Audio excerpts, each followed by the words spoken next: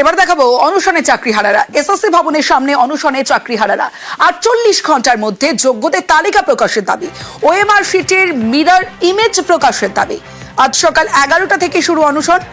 সুশীল সমাজকে পাশে থাকার আর্জি চাকরিহারাদের। অনশনে প্রথম বসেন পঙ্কজ রায় নামের এক চাকরিহারা। এসএসসির সামনে বুধবার থেকে অবস্থান চাকরিহারাদের। অবস্থানের পর এবার অনশনে চাকরিহারারা।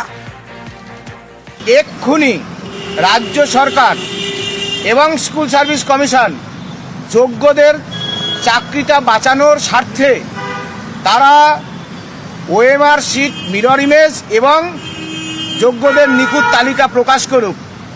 যতক্ষণ না প্রকাশ হবে আমরা এখানে অনশনের কর্মসূচি ঘোষণা করছি।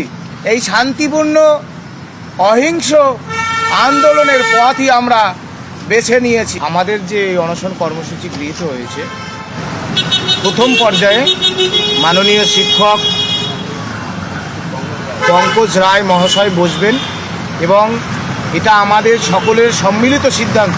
সুতরাং আমরা এই অনশন কর্মসূচিটাকে কীভাবে সঠিক উপায়ে বাস্তবায়িত করা যায় আপনারা জানতে পারবেন।